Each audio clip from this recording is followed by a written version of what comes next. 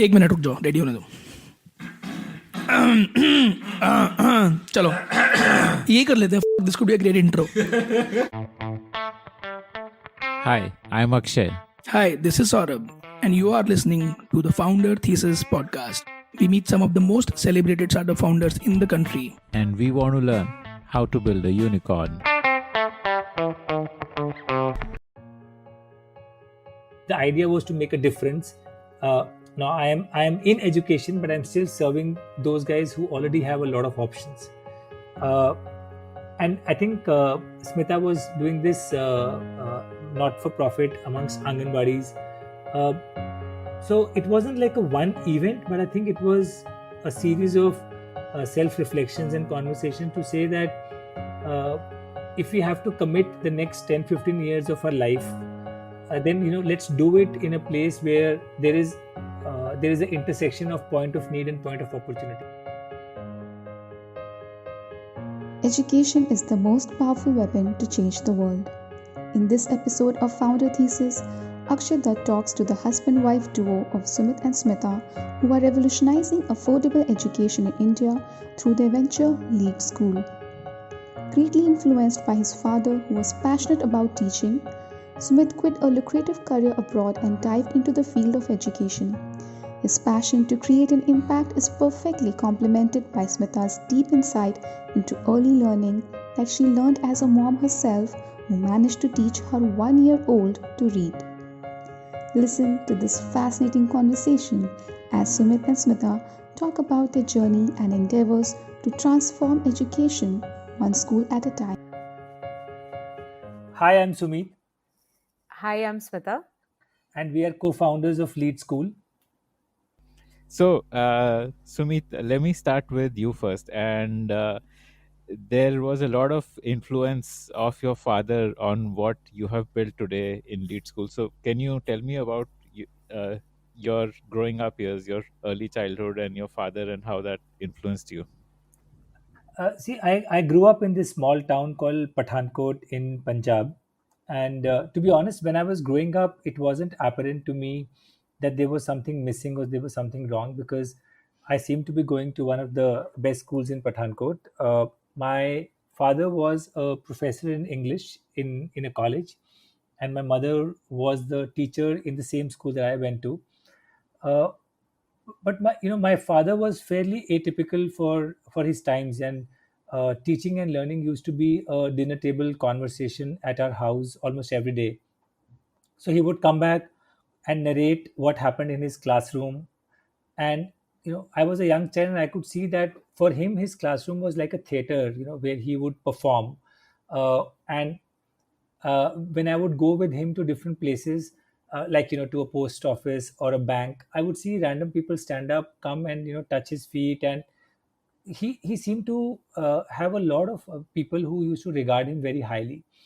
And then at the dinner table, he will pick up random things, like something which stick with me still are, we would be having a roti, and he would kind of tear it in half and say, I don't know why they teach fractions in schools by writing one above two. They should show that how one becomes half, and this half is what is one by two. He would cut an apple in three pieces and ask us whether it is one third or one half or one fourth.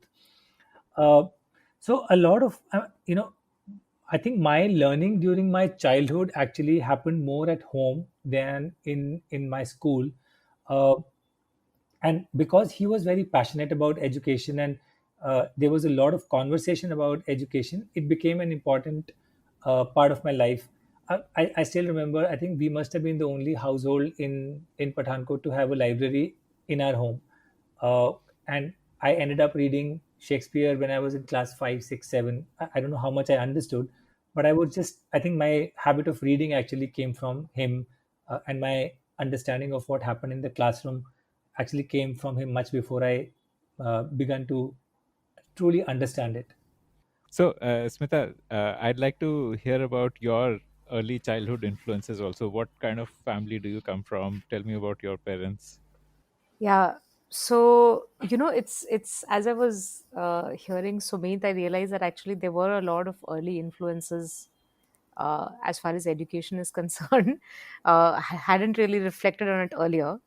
But yeah, my parents basically come from UP. My father particularly comes from a very very small village in UP. He was the 10th child amongst 11 children, so pretty much raised by his siblings actually, and then studied in BHU. So he was the one, I think, amongst all the siblings who sort of made his way out to a bigger city. And my mother came from actually a fairly wealthy family in Gorakhpur. Uh, but for that time, her father was very progressive, and she was the only girl child actually, I think, in the family who went and did masters and studied. So I think for both my parents, by the time they had me, and I have a younger brother. When they had us, I think education was a very, like, it was a very important thing for them. And Was your mother educated as well? Like, yeah, yeah. well, So my mother was like an MA in English, and she in fact did her MA after marriage. Um, so for her, it was a matter of pride that she was the only girl child who was so educated. In Marwadi families, girls were not that educated at that time. Um, and the reason why my grandfather chose my father was, more than money for him. It was about uh, an educated guy who is living in the city, because that's a better life for my daughter. And I think that was, when I think back, I actually had a great relationship with my grandfather till the time he was alive, because I always felt that he was very progressive for that time, to have thought like that about his daughter. So for both my parents, it was their life's mission to provide the best education to me and my brother. And I think that's the context in which I grew up. Yeah. let's go to the moving from PwC to PNG, where you met Sumit. Well, my day one of PNG, I met Sumeet. Uh, Wow. but So, Sumit, let me bring you into the conversation. Do you also recall meeting Smita on her day one? Like, had you already joined when she joined? Yeah. So I joined in the May of 2019. And I think Smita joined in December. We were in the laundry business, and the finance partner who was working in our team, he had decided to move on. And uh, I recall he mentioned, "Okay, I'm going to move, and there's another person who is joining, so I'm going to hand over to her. So why don't you also come, because the marketing sections you can take." And this was on a weekend, so grudgingly I went to office on a weekend, for it this. was a Sunday. Was it Sunday? Yeah. My first day was a Sunday. Wow. Yeah, Okay. I remember it was a week. Yeah, so I went there, and then yeah, I think it's very movish. I recall her walking into the door, uh, and walking across my cubicle, and I was like, this is interesting. So I did not mind. I did not mind him leaving, because Sumit, clearly the this isn't. replacement was more interesting. Sumit, this is interesting. She is interesting, but she'll be a better way to put it. Okay. Okay. And did you also like find Sumit interesting in that first meeting? No, I'm sorry. No, I don't think. No, I was. It was for me. It was, PNG was like my first job. It's a big company, and this guy calls me on a Sunday, and you expect the offices to be like really nice and fancy. And I used to go to a lot of client offices which were actually really good. And I entered office on Sunday. In any case, it was damn gloomy. Plus, this particular office was terribly messy. It felt like a slightly cleaner version of a government daftar. And I was like, what am I walking into? But my only solace then was that all of these guys are from the various IIMs. So I'm sure it's a place with smart people, and I learned something. So, but that's it. I was focused on learning that day. I don't think I paid attention to anyone else for that matter. I knew there were two, three people in office, and that's about it. I- Yeah. So maybe you could both like weave in and out and tell me about your journey with PNG. Yeah, no, I think it will be good for me to talk about Smita, and she to talk about me, I think. But anyway, so Smita was super focused. I think she is used, or was used to being really good at work, and we used to goof around because we had just come out of campus and didn't have a very strong work ethic. But Smita was used to be super focused, so it was great to have her in the team as the finance person, because uh, she would be very kind of focused and get the outcomes. And I remember we worked together only for a short period of time, but in that short period of time, uh, see, in PNG, marketing or brand kind of believes that they are the core function everybody is supporting. Whether it is true or not doesn't matter. And then for a finance person to basically stand up and drive strategy was not normal. But Smita used to do that, so we used to both dislike her guts but also respect her ability. So that was the time when we used to work together. I think after that I moved to another stint and another office, and she continued. And I was in PNG India for a very short period of time. I moved to Singapore uh, Hmm. Okay. after about 6 to 9 months, I think, or maybe, yeah, 9 months to a year. Uh, and I think But in those 6 to 9 months, had you made enough of an impression for the relationship to continue once you moved on? uh, I think before I moved to Singapore, we at least had, yeah, we had figured that, yeah, we liked each other. Uh, Okay. yeah, so you could say I did well. Yeah, but yeah, I think to to tell a bit about Sumeet of that time, and I think the Sumeet of that time was very different from the person I eventually landed up sort of seriously dating and then getting married to. But I think that phase, as Sumeet was saying, see, I came from, I had already worked for 3.5 years in a very professional environment. I had an impression of people who come from the IIMs, and somehow Sumit and a few of the others who were there didn't fit into what were impressions that were, I mean, that were assumptions, honestly, in my head, because I didn't have any friends from there. But yeah, these guys were a lot more chilled out and casual. And I think some of the early friendship, not only with Sumit, but a few common friends that we had, was that it's okay to chill also a little bit. It's okay to take a bit of a break, because I was just very serious, very focused. So I think they used to find me boring. I'm sure there were jokes behind my back. Um, but yeah, so I think Sumit at that time was not as focused. I would say, I often used to feel that, hey, there's a lot of caliber which is not getting used. Why would you do that to yourself? Because whatever work you are showcasing here, you're definitely far better than this. uh, we became friends. I mean, we had some common friends, and once we stopped working together in laundry business, as Sumit was talking about, he moved on. I think you moved to healthcare, right, Sumit? Yeah, I moved to Yeah, so he healthcare. moved to healthcare, and I was working across a portfolio of brands because finance teams are smaller. Um, so I was working across a portfolio, and I was no longer working with healthcare, so we were not working together.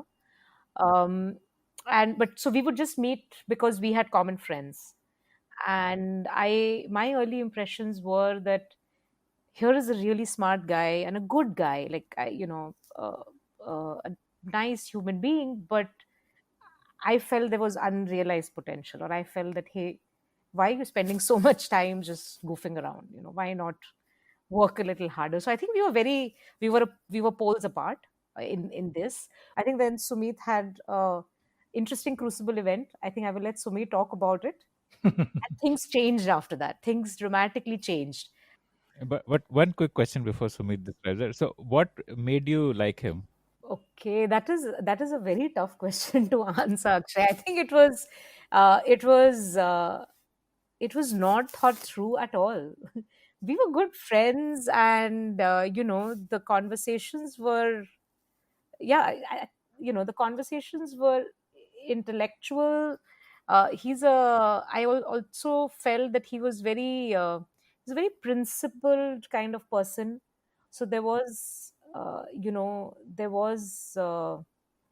very strong belief system and heart to everything that he was doing or not doing. So while there was this casual approach on the surface, deep deeper inside. He's very, very uh, serious and wanting to make a difference to the world. I think I admired that, uh, and that stood out. Once I got to know him a little better, it looked like, okay, this faffing around is more on the surface. It's not real. And that's where I started realizing that, hey, listen, why are you wasting your time, doing this? Okay. So, Sumit, what happened that transformed you from casual to focused? Yeah. See, I think the reason I was casual, honestly, and I've now realized, is that uh, very often, basically, this shield that we put in front of ourselves, of not wanting to get hurt. So you basically act as if you don't care. Uh, but broadly, from Chandigarh, Ahmedabad, and in Mumbai, uh, because I had experienced that people either had better exposure. I had a chip on my shoulder about coming from a small town, not having had the same pedigree or background and stuff. uh, so one way was to kind of work hard, and second way was to just basically show that you don't care. And fundamentally, I think there was a basic level of smarts and capability which would get you by. So whether it is getting into PNG or working through PNG, so I was getting by without having to work very hard.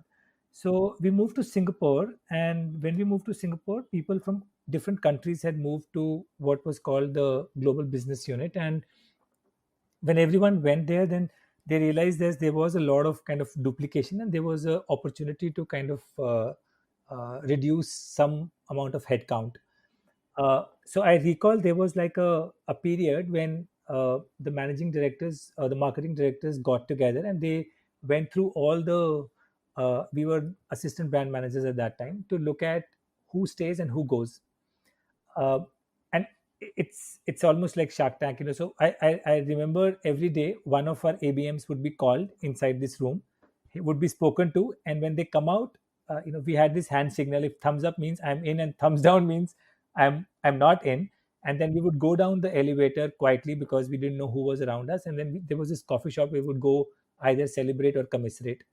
And this happened for like 2-3 weeks, because there were those many to go by. So when my chance came, I went in, and uh, I think that's been one of my life changing conversations. So Shirish, who was our marketing director, sat me down and said, Sumit, we had a conversation about you, and X person had some good things to say about you. There were some questions. On balance, we realized that you've done well, so we would like you to continue. Uh, so I was hearing my sigh of relief. Okay, oh, okay, it's cool. And then he said, "But Sumit, I want you to be a person about whom there is never a conversation. It should always be a yes." Uh, and it just struck me like a bolt of lightning that this is the kind of person I want to be. And I think since then, basically, I just made a decision that whatever I do, I'm going to excel and not have anyone the chance to ever question. Uh, so I think that was the turning point in my life, and I still every year during Teachers Day, during Guru Purnima, thank Shirish for that one conversation. So, both of you did quite well at PNG in terms of the portfolios that you were handling. Tell me about that journey and, till Sumit decided to quit first. I think, to be honest, Smita did far better in PNG than I did. And even if I leave aside the first 2 years where I was kind of coasting, uh, but the one thing that I feel, I did really, really well was this healthcare stint. When I was handling healthcare for Asia Pacific, I think what I realized about myself was that doing things differently, and things which were not done, kind of gave me the kicks, and that's where I thrived. Normal assignments, I didn't have a lot of fun. So, Sumit, what made you want to leave the world of FMCG and enter education? The best way to capture this is, my father used to say that there is something wrong with you. You carry a sense of, he used to call it divine discontentment. He said, you're never satisfied with status quo. You always want to change things. Why is it? uh, honestly, for me, uh, I always had this thing about okay, we've got to do something meaningful, and there are a couple of things which actually came together. I remember I had come back from Singapore to Pathankot, and my niece by that time was in grade 8, I think. Uh, and she was studying, so, and as an indulgent uncle, I basically asked her to give her book, and I started asking her questions. And to one of the questions, she said, "ये syllabus में नहीं है." So I said, "Yeah, syllabus में नहीं है, it's okay, but life is not about syllabus, no." She said, "No, in our school, basically, if it is not in the syllabus, it's not important." And it got me thinking, she's in this small well in Pathankot, doesn't have any idea about what's going to hit her when she goes out, and things haven't changed in the last, 20 years since I left school. So it kind of brought back all the old memories of, I could see her repeating the same journey. uh, at the same time, around the same time, my father had retired, and he had taken up this role with this chain of schools called Sarvhitkari. So his role was to he was the secretary, so he would go around school, from school to school, doing inspections and then giving them some ideas on how to improve and stuff. So when I would visit, I would This kind of was like a private chain. private chain, yeah. So I would accompany him, uh, and again, I, he would be talking to the principal. I would sit in the classroom and see what was happening. And same thing, teacher is basically with her back to the students, writing on the wall. Students are copying. By that time, we were in Singapore, so we were also exposed to better kind of learning. I was, like I told you, always interested, so I was reading a lot in terms of Howard Gardner or Piaget, or schools that learn, to really figure out what was happening around the world.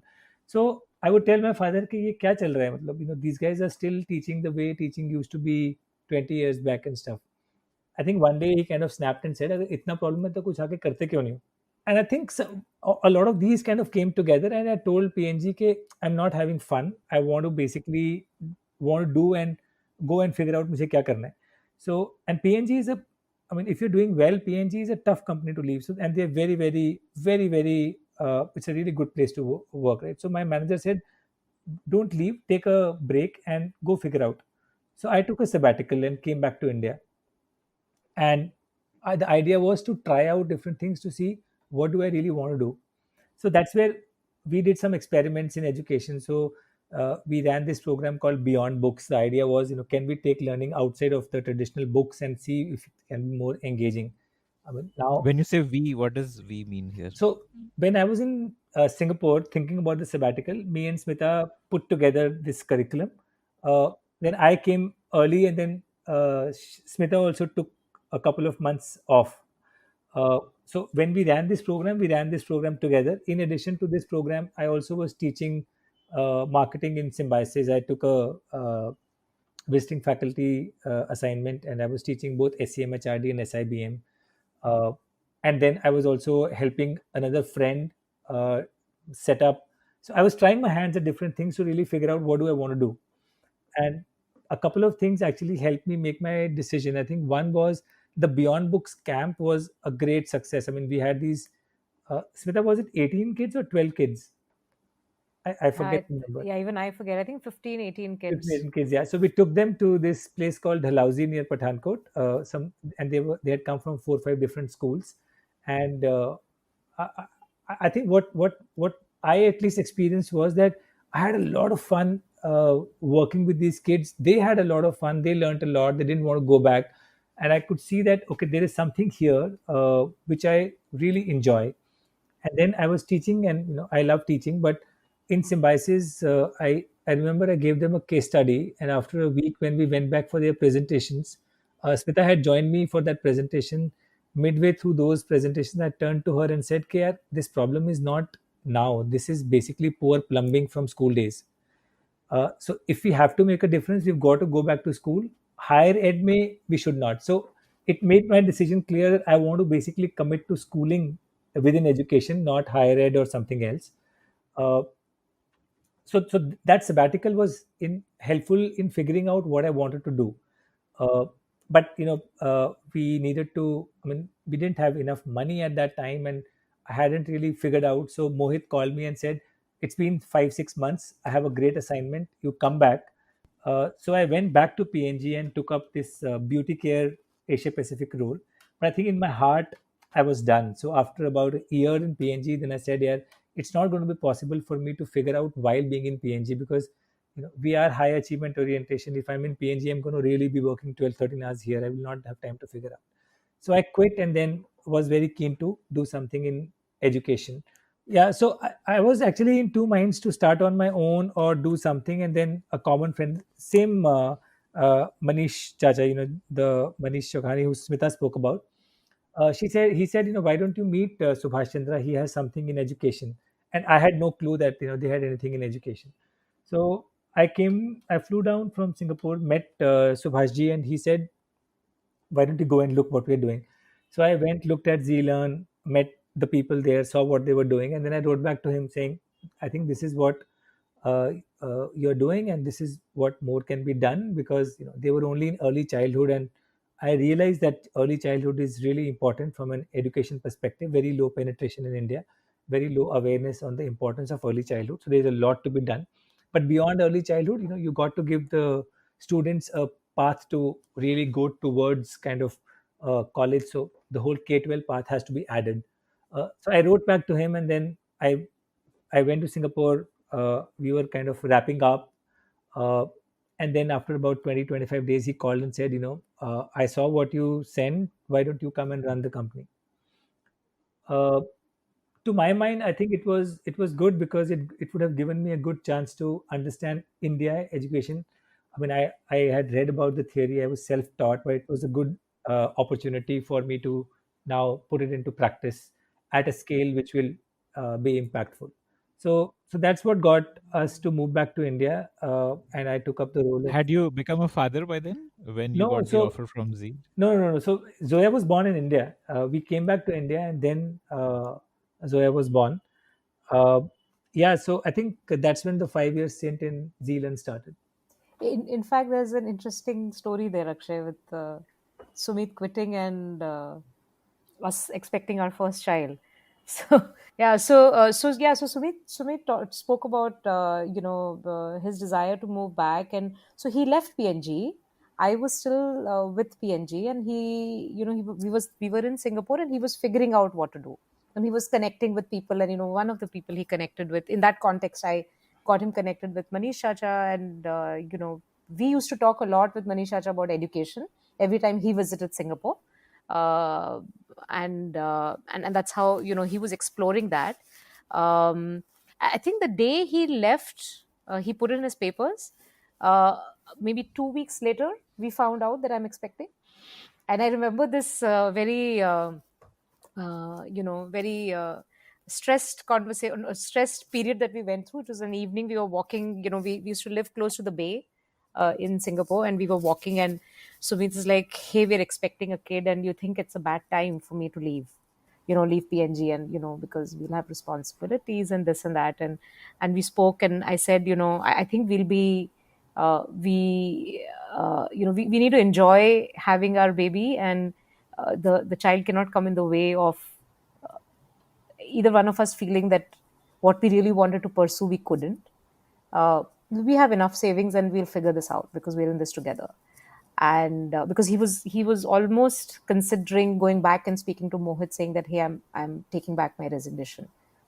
uh, but yeah, he decided to still leave PNG. And yeah, and we worked that out, and I worked out a transfer with PNG. Though my boss was super super pissed with me because I had just been promoted. And when I told him that, hey, Sumeet has left, he went and spoke to Sumeet's boss and told him that you have to ask this guy to stay, because I can't let Smita go to India, and I have not promoted her for this, you know. And he was really, really upset. And I think it was coming from a place of care, but I can totally imagine. I mean, if I was in this place, I would be super upset too. That, hey, I put so much of effort. AD promotions were not a small thing. It required regional approvals, and he got me. I was promoted to AD, and I was made region treasury associate director. It was a pretty big role, and now suddenly I said my husband is leaving, I'm having a baby, and I want to move back to India. And they were like, "What are you, what, what are you telling us?" But they actually made it work for me, and I think that's how great the company is. That they said if that's your need, you relocate and you work out of India, and we'll figure out a transition. Let you hand over this role to someone else while we find another role for you in India. And that's when we moved back, October 2007. Okay, okay. And y- like I think within a year of moving back, you decided to quit PNG. So why was that? Yeah, so what happened was that Sumeet's passion for education was always there, and hence it was a fairly normal topic of discussion between us. Always. And whenever we went back to Pathankot, it was a very deep topic of discussion between him and his father, and hence he would share a lot with me. And when he took a sabbatical to experiment and figure out how he can contribute in education, I supported him, and I worked with him on that Beyond Books program. I think that was my first time interacting with kids and actually thinking about education, and I had fun. I had a lot of fun. I still didn't think of it as something that I want to commit my life to. Then the second thing, the next instance, which was a few years later, was when he wanted to move back. Uh, as he was evaluating options, of course, we were discussing, and I was also reading quite a bit. And he decided to take up the Z opportunity. Part of it also was that it would be a role based out of Mumbai. And we were expecting Zoya, and my parents are in Mumbai. Uh, so it even I felt more comfortable moving here. Our parents felt much more comfortable because they were like, at least one set of parents are close by. And uh, around that time, Sumeet gave me a set of books written by Glenn Doman, which I think one of his friends recommended, which talks about how do you get like how does brain development happen in young babies, and what can parents do and mothers do to provide them a very engaging learning environment. And I think for me, that book basically just completely opened my eyes to all that's possible with a young child, and how a brain develops. And I think ever since I've had a fascination for reading about and researching on brain development, and how does a human brain respond to things.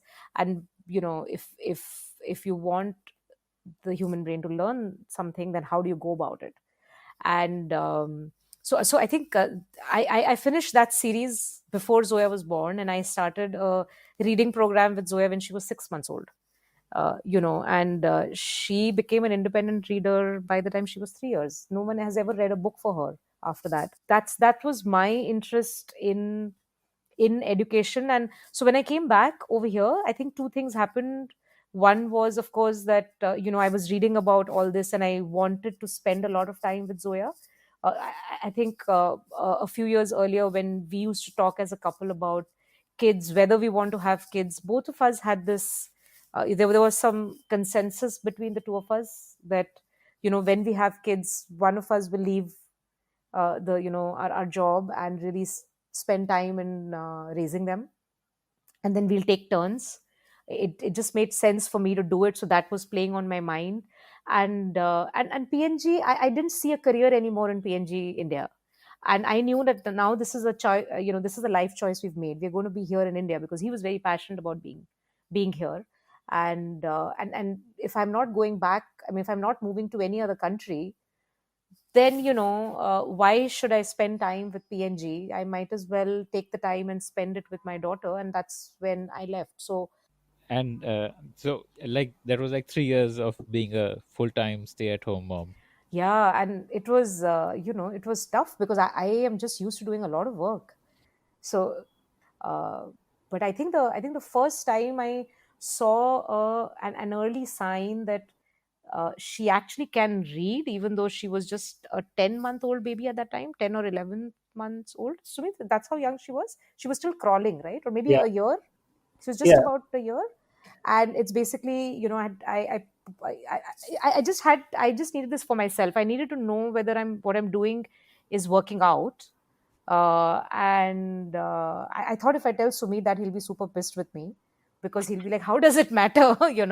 She's a kid, and you're doing what you're doing, and just be happy with that, right? So I, in fact, didn't tell him that I'm going to do this experiment, and I actually put out a lot of word cards on the floor. They didn't have pictures, and they had big words like elephant and pigeon and penguin and all of that, which I had taught her over a period of time. And I just sat in one corner of the room, and I would say the word, and she would crawl to that word card, she would pull it out and give it to me. And the Wow. first time she did it, I was like, "Oh, this is like a fluke, I mean, come on." And she just did that with some 30 words. And I think I've never felt so successful in my life, honestly, Akshay. I think that was true success. I was like, "Hey, this works." And that evening when he came home, I told him about it, and he saw it and it worked.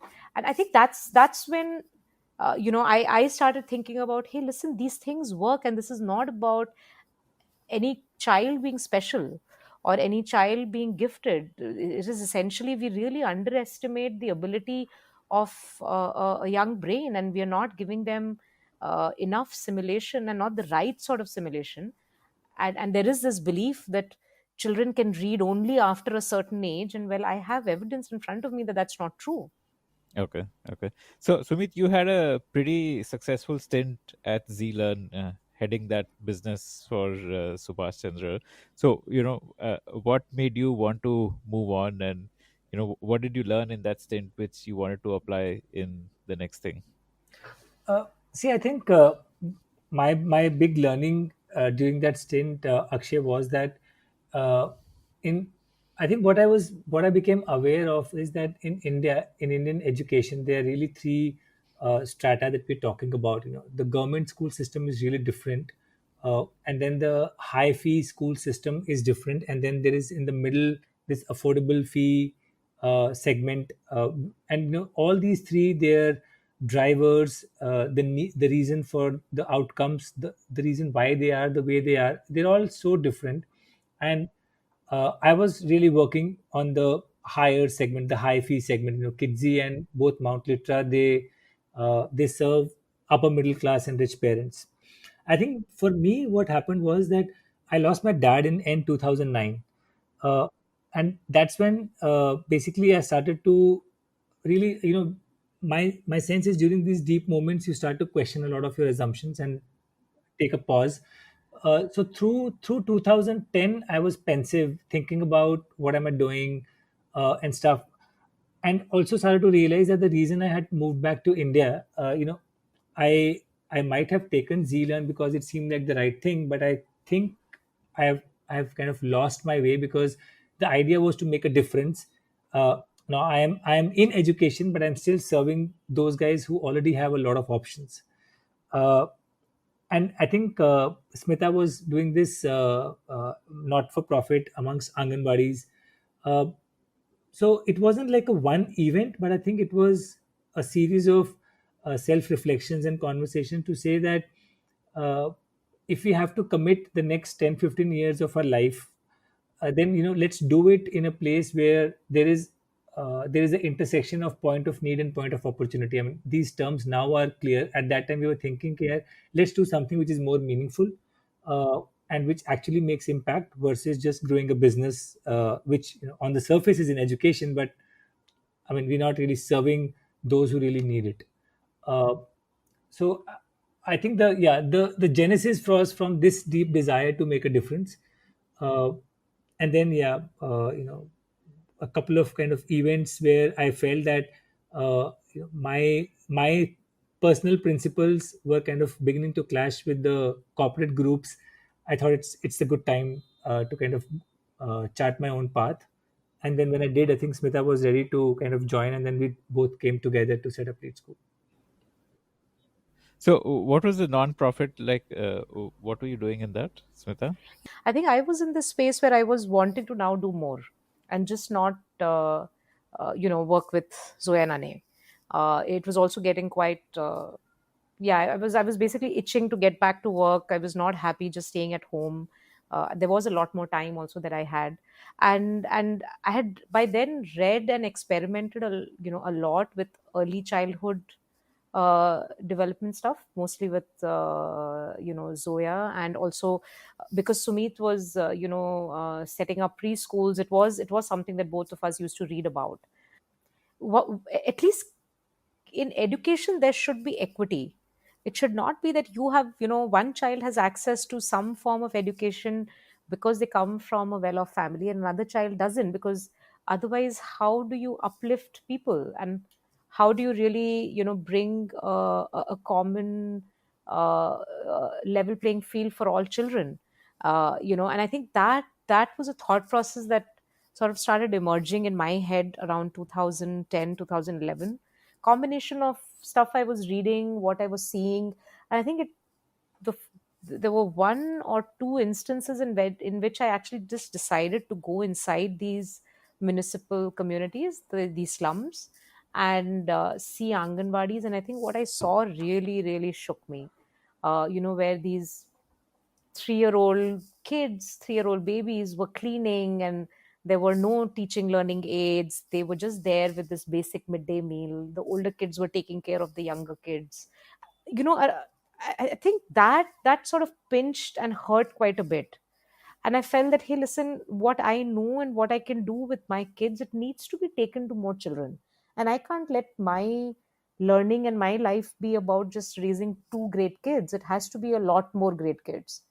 um, and that's what got me into setting up this nonprofit. So what I did essentially was an early version of a school in a box solution.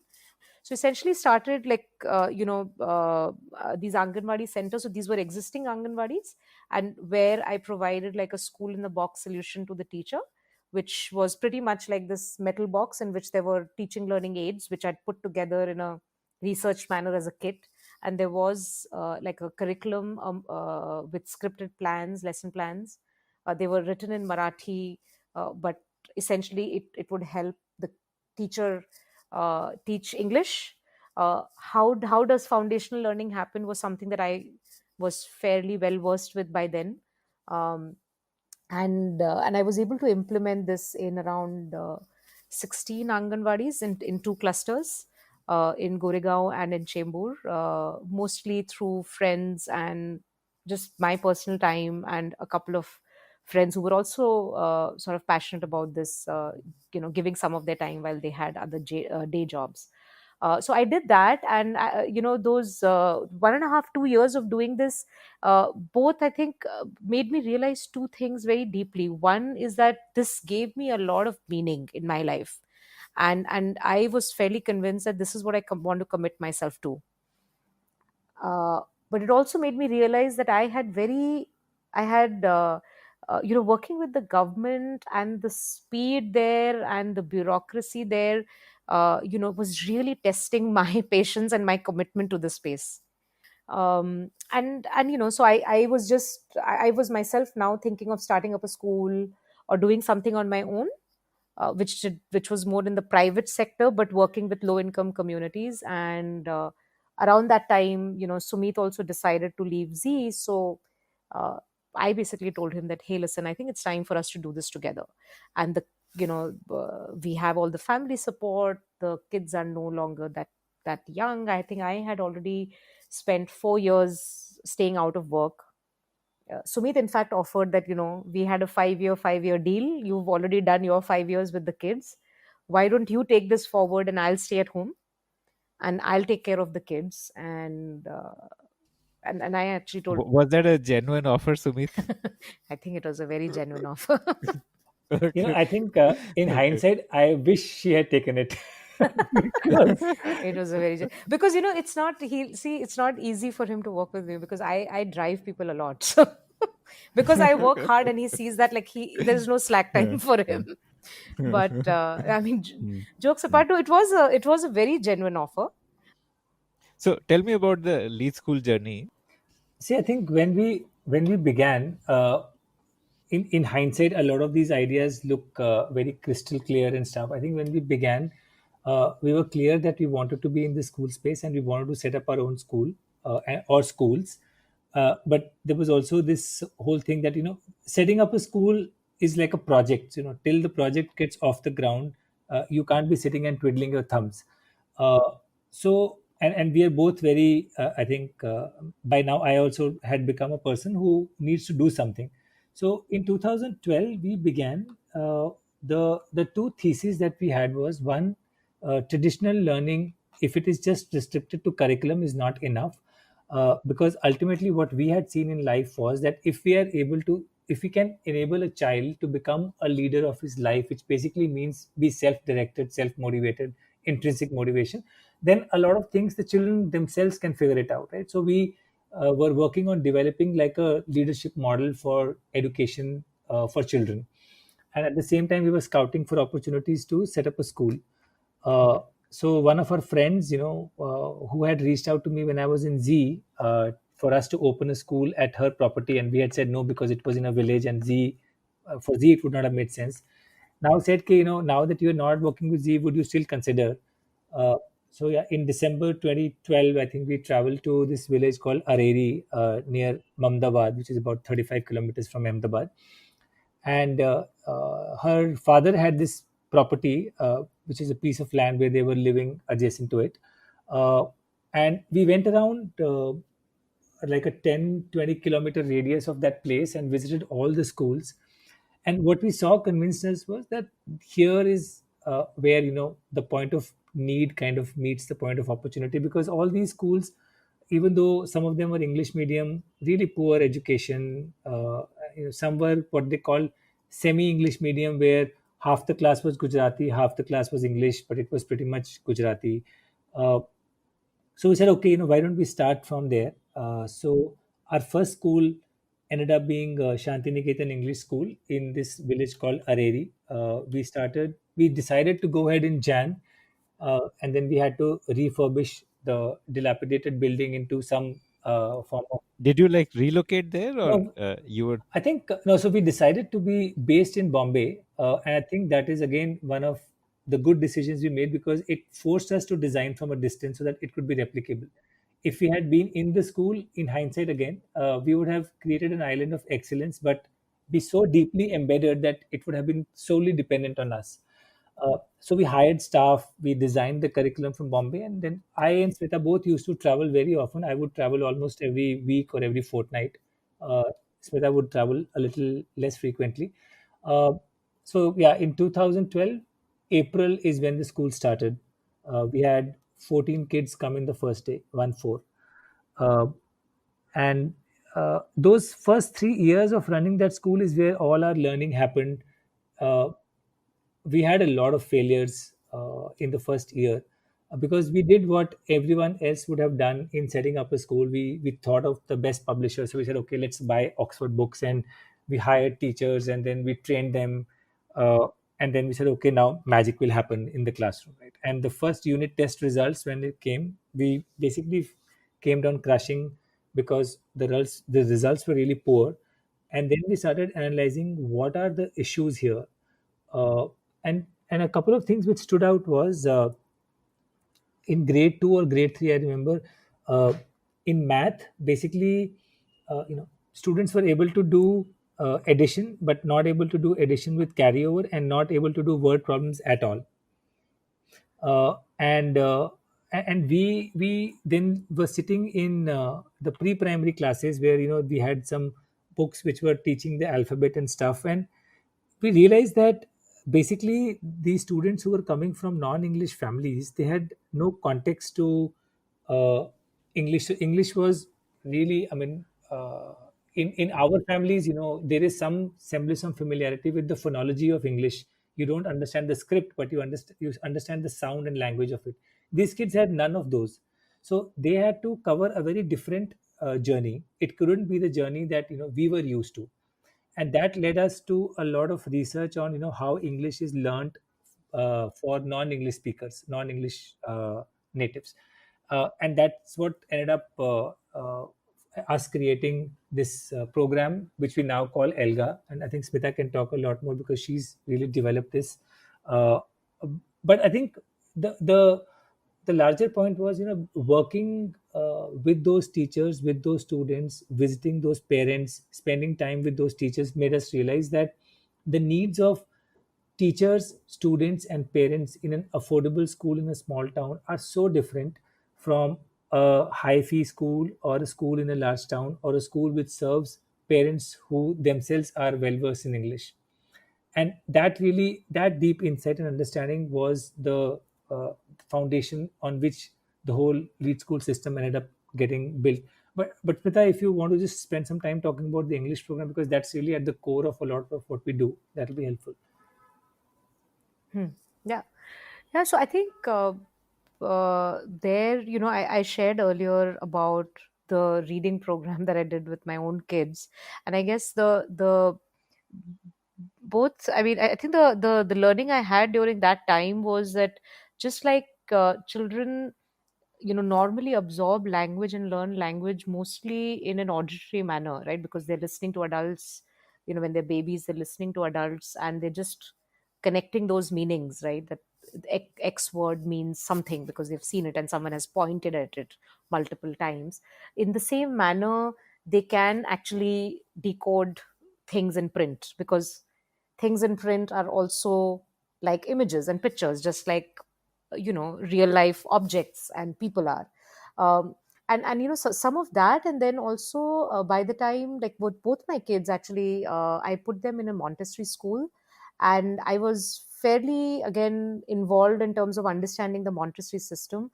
And phonics is a very fundamental approach in which they uh, build language skills. And Montessori as a system is a more skill based system versus a knowledge based system. And how do you get young kids build early literacy and numeracy skills? So those were things which was something that I'd even put together as part of my work with the Anganwadis. And hence that's how, when we started the school in Areri, Shantiniketan, we started from nursery to grade 3 in the first year. And a lot of my focus went in developing our early childhood program, from nursery to senior KG, which was not anchored on any textbooks or anything. It was purely, I built it with another, educator who came from an IB system, because my kids were going to an international school, and very integrated approach, very skill based approach, and we built that. And when we identified this problem that Sumit was talking about, right, that even in math actually the challenge was English language, we basically at that point, the research that we did was that, English language actually across the world and in the more successful education systems is taught as a skill, again as a language skill, and not as a subject. And what that really means is that, you know getting kids to decipher and decode a language means they need to both understand meaning throughout, like words have meaning, and they also need to understand how do those words even come together, and how do I piece those things together. So we basically took some of those principles, used the Singapore framework, which is a very very robust English language learning framework, because that's a non-native English speaking country, but like India has an English medium based school system. So kids Right. need to be fluent with that language, though that's not their native language to begin with. And we basically then built the entire English language and general awareness program, and which actually is split into 5 sort of components or sub subjects. The other thing that we did was, there was this one educator who worked with us, very young lady from TFI, Teach for India.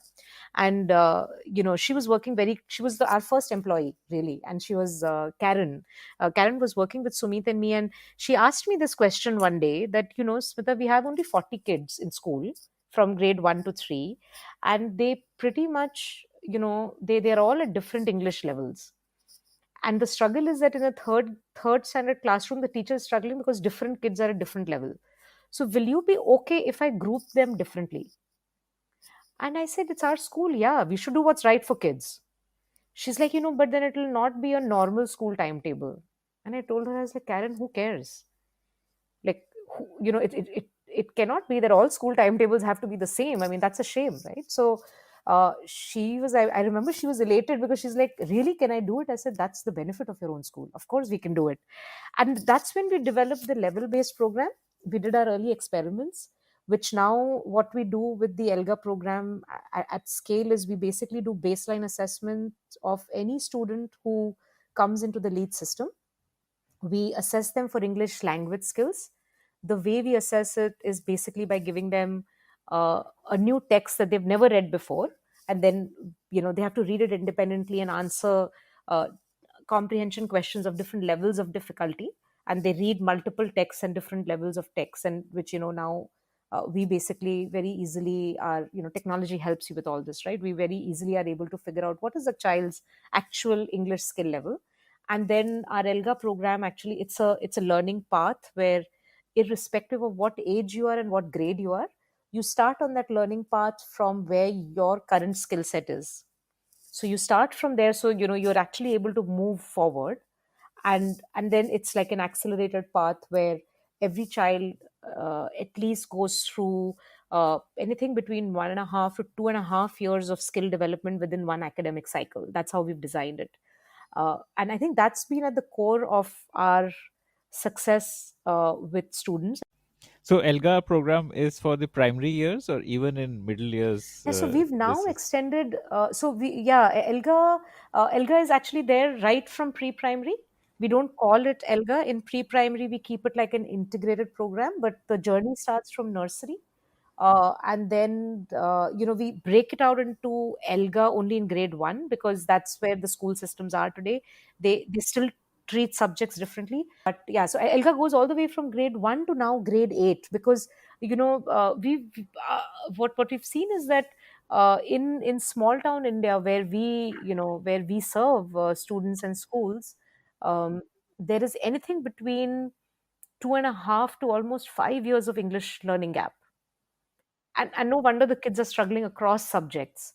So yeah, so we actually extended the program up until grade 8 now. so. Let me recap what I understood.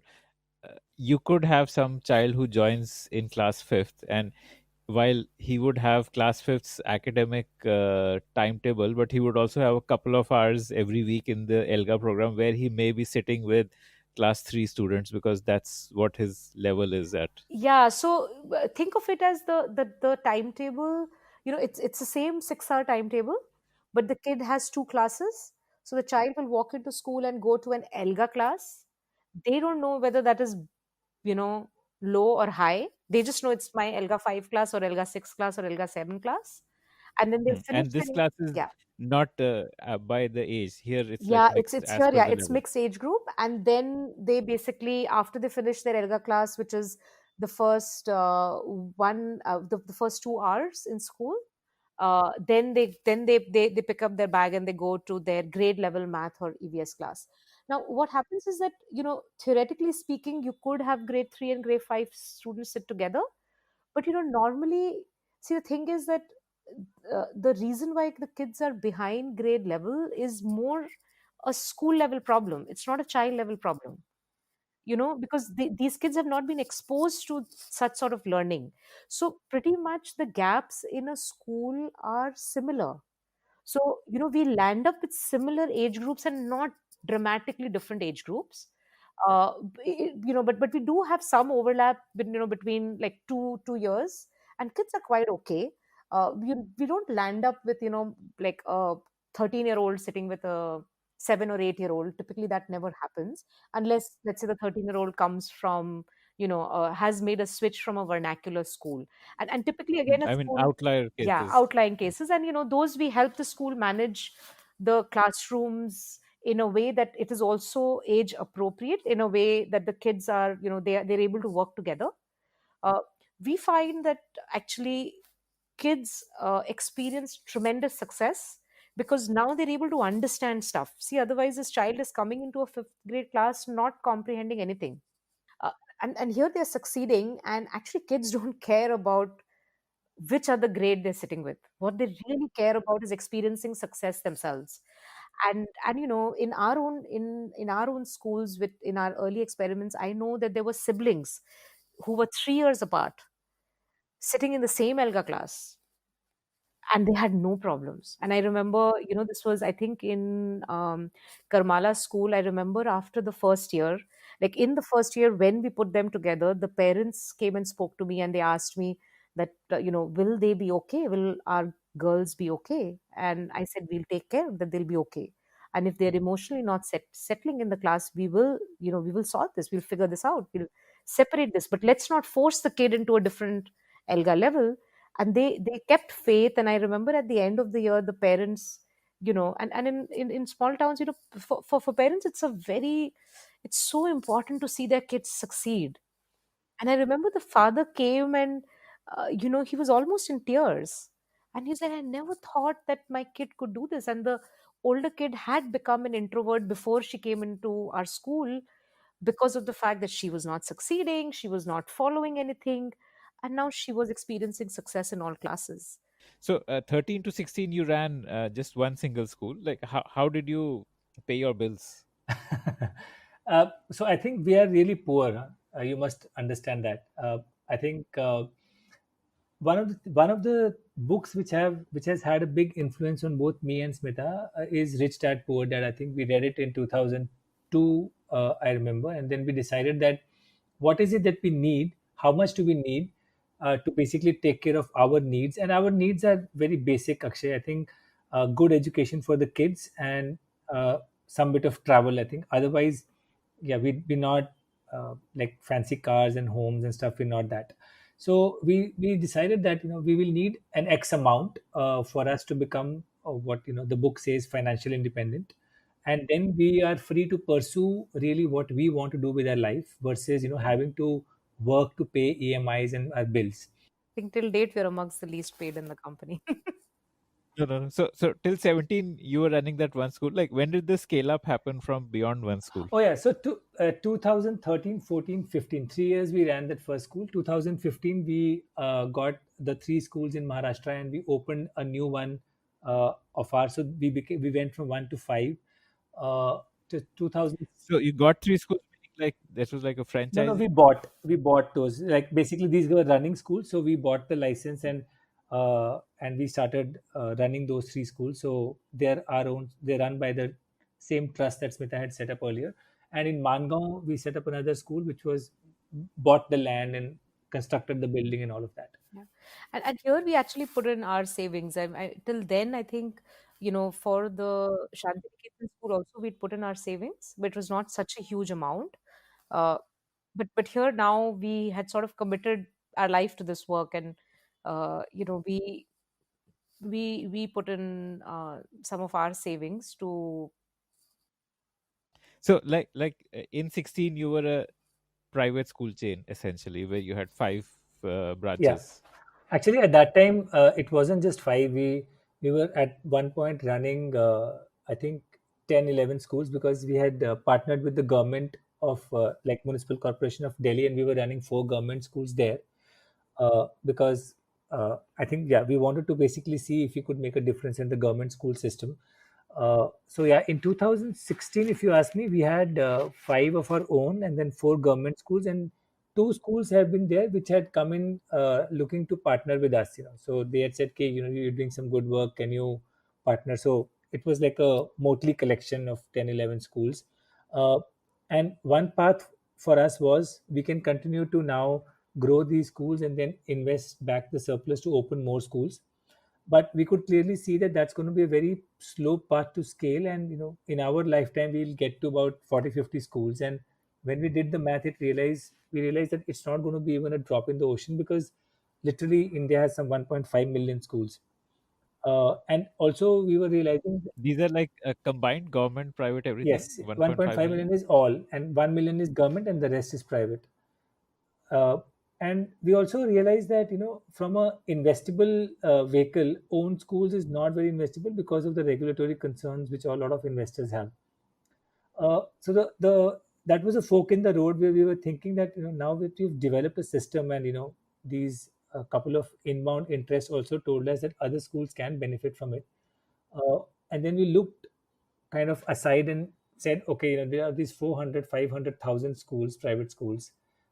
Rather than looking at adding more capacity, should we actually go and work with them and improve their outcomes?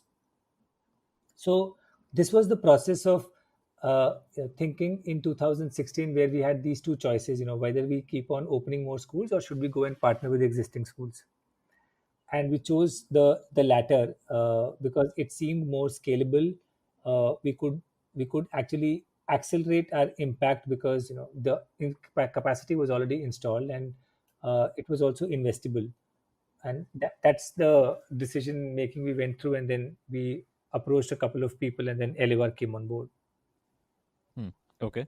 So once LUR came on board is when you decided to kind of scale it up as a school in a box kind of a solution, or like what was the solution that Yeah, so I think you were? post Elevar, the solution has evolved. It's not fundamentally changed, because fundamentally the solution is what we were implementing in our own schools. It basically is that if you give me a building and it has teachers and students, and you implement lead school, then all stakeholders get what they need to deliver a great running school. So teachers get their learning materials, students get their books, workbooks, parents get a monitoring system, school principal gets a monitoring system, school owner can manage his school, administration, coordinator, everybody gets what they need.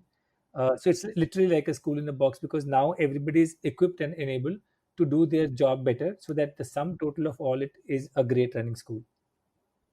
How much of your school in a box is a physical product like a book, and how much of it is like a digital product? Uh, I would say, hard to share. I mean, hard to think of percentages, but basically, I think it is configured around what is right for each stakeholder. So, for a student, they need the physical material.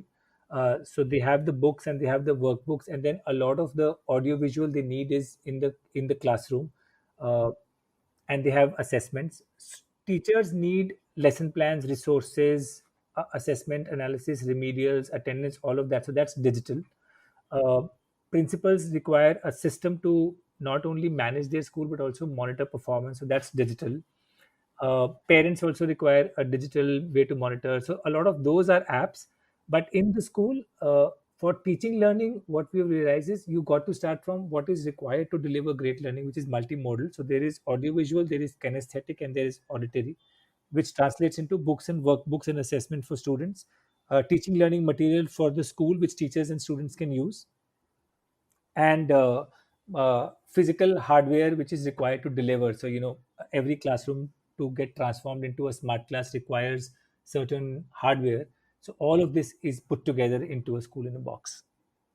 And what about like a human resource perspective? Like a lot of teachers may not be able to use what you're providing them. So do you like also send trainers to schools to upskill the teachers and all that? Like is that part of the Yeah, solution? yeah. See, I think one of our big learnings early on was that the traditional teacher training model also had to be completely upended because it wasn't working. So what we have done is we basically, a lot of the teacher training and capability building happens through the product itself. And then the role of the trainer really is a coach, because now there is data available on what's happening, right? So that person can actually analyze and then personalize the intervention for teachers. So what we call our excellence managers, their role is to observe and coach. So they go Okay. observe how their teachers are teaching, and then they give very simple inputs on what alteration the teacher needs to make in her behavior. So it's not cognitive, it's very behavioral. What does she need to change in her teaching learning approach or habit or practice in the classroom for learning to happen? So the role of the our person has changed. It's not come and conduct a session and do training. It's observe and coach, and then also help the principal sometimes make school level interventions. Okay. How did you create these excellence coaches? I mean, this seems like a pretty unique kind of a role. You would not be able to hire someone easily for it. So I think this was a massive whiteboard exercise where we basically said, what does a school over 10 months of an academic year looks like, and at what point would teachers need what, right? Because you've got to start from the user. And then we created what we call like the 7 steps of excellence in a school. uh, and I think the early work, when they were, I mean, given that we had run schools, it was fairly intuitive. The task for us was to break down or deconstruct what we intuitively knew into steps that everybody else could replicate. So that work happened in 2017 when we got our first cohort of schools to partner. And the first year was very close observation on, okay, we are implementing this, is it working, not working? And then we made some minor tweaks. And now it's gone through cycles of implementation for us to know that if we do these certain things with teachers in the beginning of the academic year, through the year, after the first midterm assessment, and then later, results come. So so I think, yeah, that's the whole experience of having run our own schools actually has been fundamental to developing this excellence model. And then hiring these people, uh, we've got a lot of good people from Teach for India, for example, because they have the right kind of experience set and mindset. And then now we also learned how to get them on board and orient and train and coach them so that they can become good excellence managers. Hmm. Okay. So, how has Lead School changed post getting funded? Like once you are a VC funded organization, then I'm sure it would have led to a certain amount of transformation. There are stakeholders who have expectations, and probably there is more pressure to grow now. So what have those changes been for you as founders, and how have you navigated that journey? I think before Sumit answers that, I have to say, I think especially for the pressure to grow, right? I think if there's one thing that Sumit has always brought to the table for all of us, and because I've been his co-founder right from the beginning, is that the pressure of growth always comes from Sumit, not from any of the investors. And I think we've been through now cycles where both Elevar and even our most recent investor, they sometimes say that, hey, maybe it's okay for you to uh, uh, have growth targets which are a little lesser. That will be okay. But we have very high growth targets, and I think a lot of that comes from Sumit's sense of urgency to bring this to a lot of kids. Uh, but yeah, Sumit, I will let you answer the rest. No, no, I mean, guilty as charged here. I think I am, I am admittedly impatient because I feel that every year we don't reach more students. We are losing generations, and you might think that is naive or whatever. But I mean, the whole reason for setting this up was a deep sense of purpose. We never thought that we are going to build a large company and make wealth for our investors. The idea was there are these many students who are getting poor learning. How can we get them good learning? And fundamentally, I think, again, I would go back to my childhood. I come from a partition affected family, so right from the beginning, patriotism and love for India has been very deeply imbued in us. So if I feel that what we are doing can actually have a role to play in changing the arc of our future, or impacting millions of students lives, then why not? So that's where it comes from. And I mean, I guess, yeah, I mean, we are all driven by a high sense of possibility that this can happen. So honestly, and the other thing, Akshay, I would say, is that we've been both intentional and then fortunate in searching for the right partners and getting them. So when we did our Series A, we were very clear that we wanted somebody who understands what we are trying to build, and there is that mission alignment. Otherwise, it will not work. And we found that in Elivar. We were very happy with Elivar, and now with Westbridge also, we had interest from other firms. But again, in Westbridge, we found somebody who, of course, is your regular PE growth oriented, but Sandeep as a partner, very invested in education. You see his personal work also uh, has a deep sense of purpose. So when investors are acting as mission aligned partners, then you don't have misalignment of incentives and interests. Then you can focus on solving the problem and knowing that they have your back. So we've been fortunate in that regard, I would say. I would add that not only fortunate but also very choiceful and intentional, because I think we are both, uh, you know, Sumit and me are very very clear about why we are doing this. And to be very honest, I think the motivation for both of us when we started and even today is that we want a different future for our country, and we believe that a much better future is possible only if many more of our kids are a lot more educated and aware. And that's how they will change the future of this country. That's really the purpose. We also fundamentally believe that if you do good work, people will make money in the process. So for that, I think we are fiscally very responsible. We are responsible towards our investors and board in terms of how we make decisions. And we've worked long enough in a corporate environment to know what are the boundary conditions within which one should work, to ensure that all stakeholders are getting their due return. But because that's been the mission of the organization, I think we've also attracted, and we've been very particular about bringing investors who are also personally very interested in this. And it's true for both the Sandeep Farias and Jyotsna from Elevar. They're personally very committed and interested in student learning. We were the first education investment they made.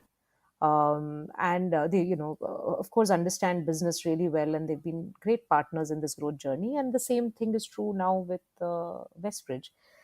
Ever since we set up this organization, the two biggest goals that the whole company rallies around is student outcomes. So mastery levels achieved by students in different subject and skill areas, and number of students we serve.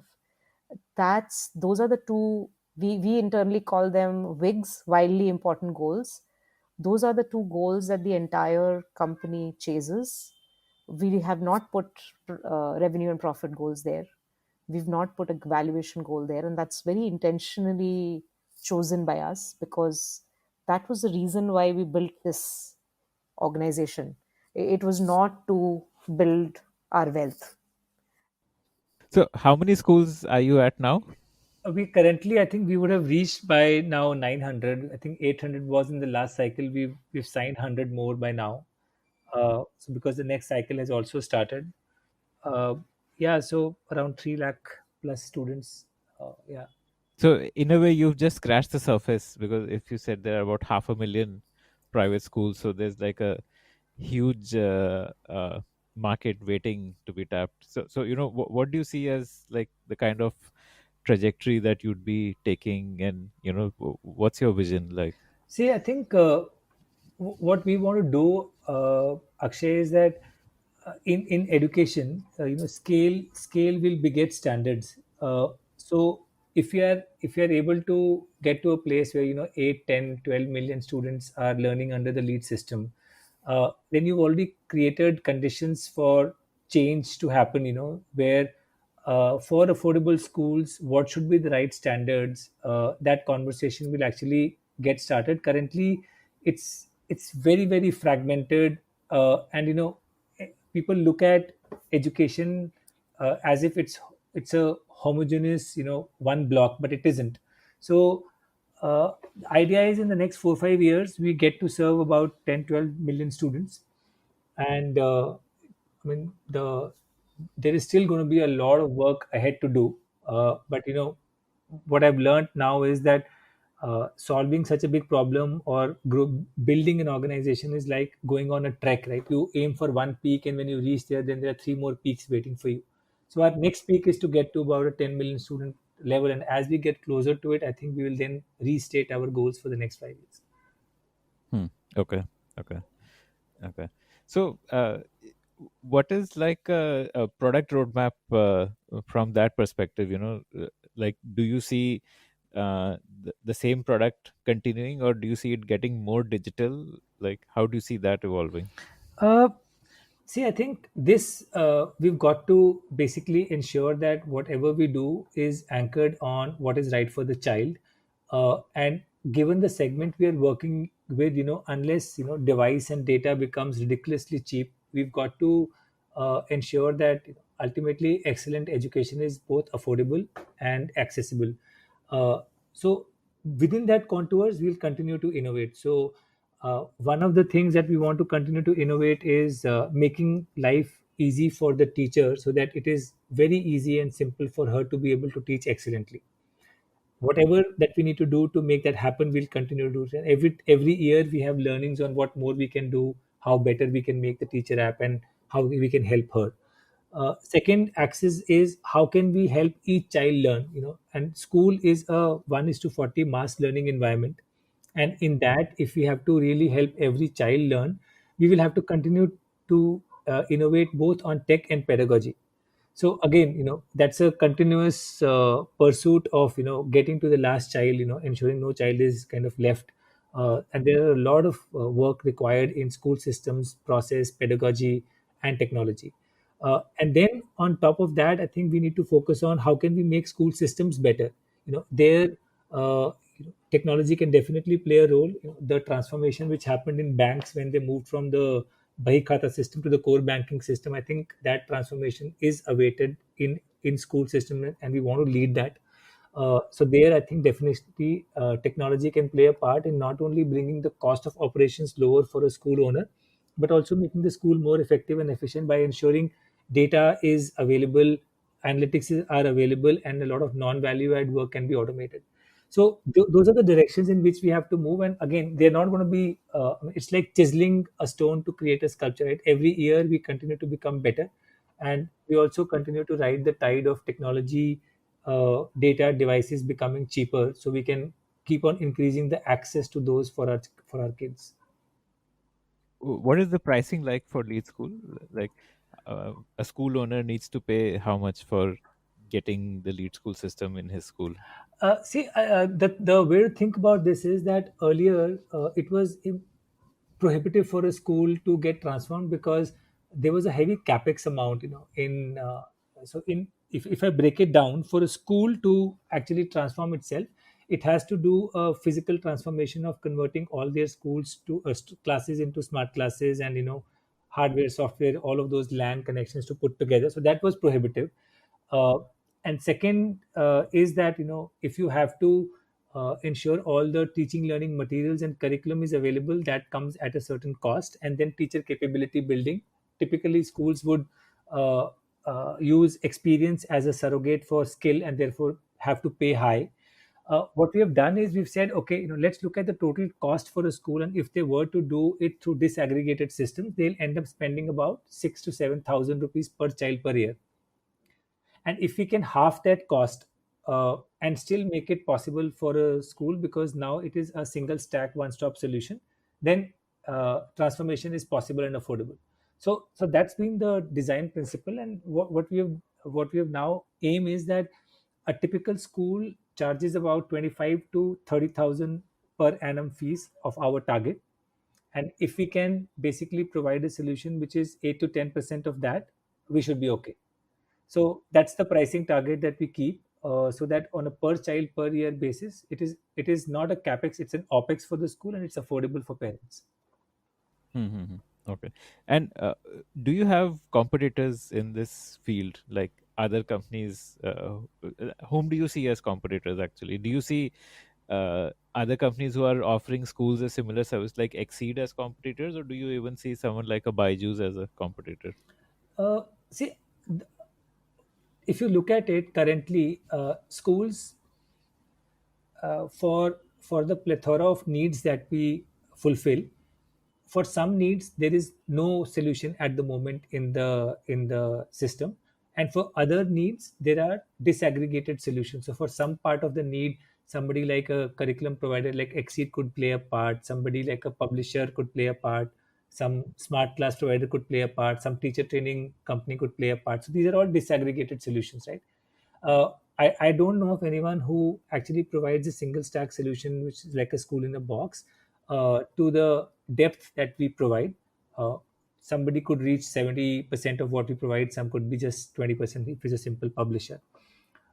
Our single biggest competition so far pre-COVID has been just inertia, and the fact that adoption of innovation follows that whole curve of early adopters, late adopters, laggards, and stuff. Right? So we were going through that. Now COVID actually has accelerated it because schools were sitting ducks when this happened, and they were not able to provide uninterrupted learning to their children when this happened.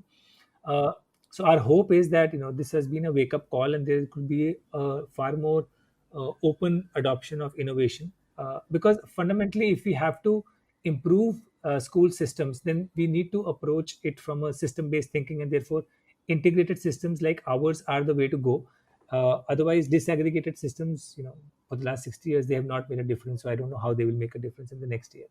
I expect a lot more integrated systems to kind of come in as we become more successful, and we just have to continuously focus on innovating and giving our students the best, and not looking over our shoulder and worrying about competition, because it's a really large market. So, COVID has been pretty harsh on schools, with schools struggling to collect fees. So has that impacted your business? Like, have some schools discontinued because they didn't have enough money, or have you seen an increase in inquiries and leads? I would say a bit of both. See, there is there is no doubt that a lot of the waters are currently muddied, because of this whole stuff that is happening with COVID. So it's very difficult to kind of locate the bottom when the waters are muddied. So we got to just wait and see how it settles down. And I think, uh, see, we are in long-term contracts with our school, so there is no worry about the school accounts going away. Uh, they have temporary interruptions and problems with their parents, and we are supporting them. Our focus has been how can we support these schools in providing uninterrupted learning. So whether it is lead school at home, or whether it is our platform which our school partners teachers can use to teach, we have uh, been there for them. And given what we are doing now, as the next academic year becomes closer, schools are thinking about what would they want to do next academic year, and that's where our additional school sales are coming in. So I think as long as we focus on supporting our schools to deliver online learning to their parents, and not get too hassle and worried about the temporary interruption, I think we are okay. uh, and given that, uh, we've basically got the next sales cycle going. I think we are focusing on how do we now reach to more schools and more students, and we are again beginning to see good adoption now for next year. So that was Sumit and Smita telling us how they built Lead School. If you'd like to know more, log on to leadschool.in.